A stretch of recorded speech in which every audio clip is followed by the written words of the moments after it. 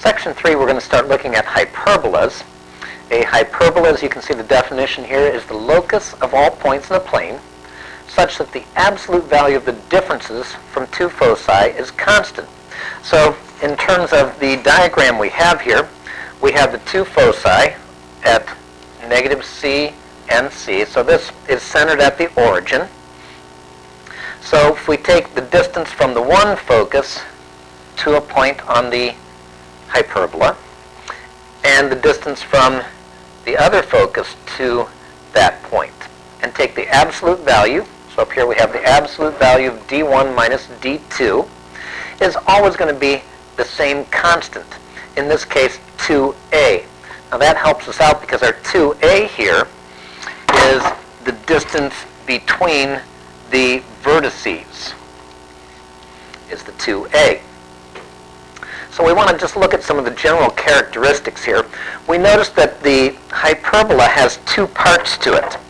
That means one thing that's very important to us, and that is that a hyperbola is not a function. Next thing we want to note about the hyperbola is that it really has two asymptotes. The dotted lines here are asymptotes, and so that the hyperbola is going to approach those two lines and get closer and closer to them without reaching them. So this is different than the shape of a parabola, although you might kind of think of that shape when you first look at it.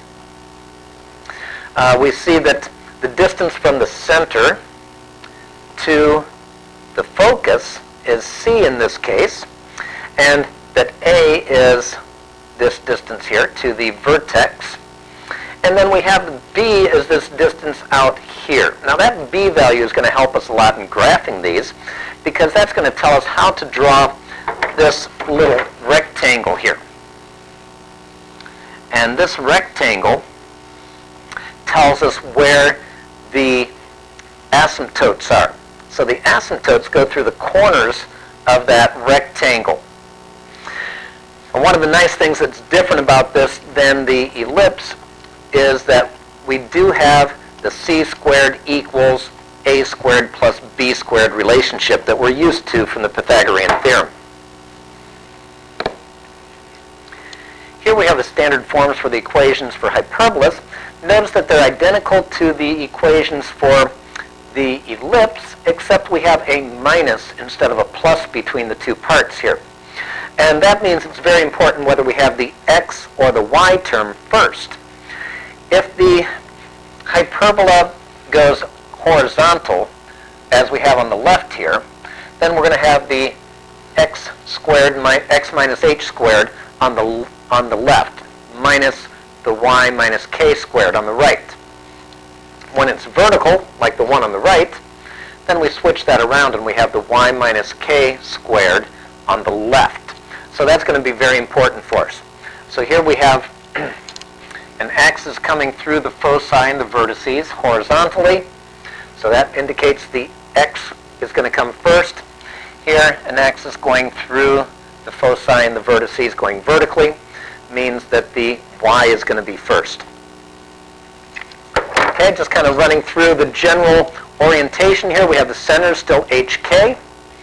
The vertices, okay, we're going to take that value of a and add and subtract that to the center point to move left and right on a horizontal, or on a vertical we're going to add and subtract that to move up or down.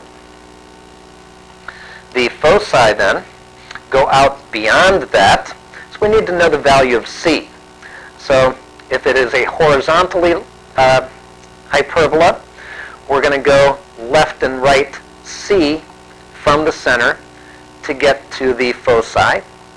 If it's vertical, like the one on the right, we're going to go up or down by c from the center to get to the foci.